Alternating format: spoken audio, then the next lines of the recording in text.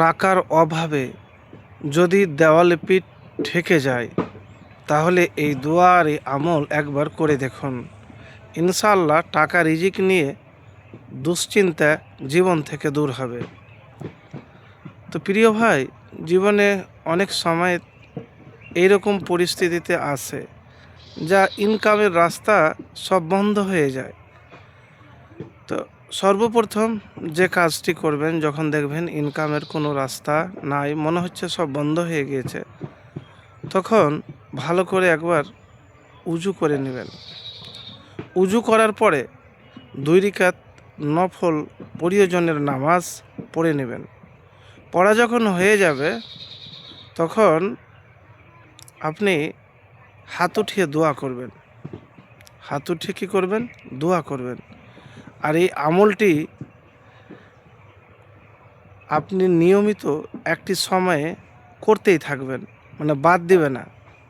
এই আমল বাদ দিবেন না যতক্ষণ পর্যন্ত না আপনি সেই জিনিস থেকে মুক্তি পাচ্ছেন। তো প্রিয় ভাই, এরকম জীবনে হয় অনেক সময়তে। তো দেওয়ালে পিঠ ঠেকে গেলে আল্লাহর সাহায্য বা অলৌকিক মুক্তির জন্য বেশি বেশি যে আমল করবেন সেটি হলো ইস্তেগফার। আস্তাগফিরুল্লাহ ওয়া আতুবু ইলাই, দুরুদ শরীফ, আর দোয়া ইউনুস, লা ইলাহা ইল্লা আনতা সুবহানাকা ইন্নী কুনতু মিনাজ জালিমিন। তারপরে একটি মূল্যবান কোরআনী দোয়া আয়াত সেটি পাঠ করবেন। সেটি হলো রব্বি ইন্নী লিমা আনসালতা ইলাইয়া মিন খয়রিন ফাকির। তাহলে আমি যে আপনাকে বললাম যে দেওয়ালে পিঠ ঠেকে যাওয়াটা একটা চরম বিপদ, চরম বিপদ। তো এই চরম বিপদে আপনি এই 4টি কাজ কিন্তু সঠিকভাবে করবেন।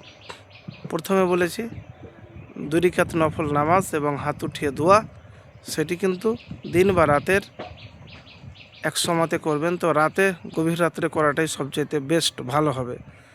বেশি বেশি ইস্তেগফার করবেন।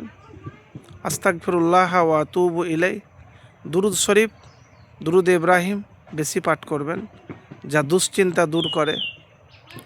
দোয়া ইউনুস, যে দোয়া যে কোনো মুসলিম যে কোনো সমস্যায় পাঠ করে দোয়া করলে আল্লাহ তা কবুল করেন। তারপরে বিশেষ দোয়া রব্বি ইন্নী লিমা আনসালতা ইলাইয়া মিন খয়রিন ফাকির, হে আমার রব, তুমি আমার প্রতি যে কল্যাণ নাজিল করবে আমি তার মুখাপেক্ষী। এবং ধৈর্য, 2 রাকাত নফল নামাজ পড়ে আল্লাহর কাছে সাহায্য চাওয়া, বিপদে ধৈর্য ধারণ করা।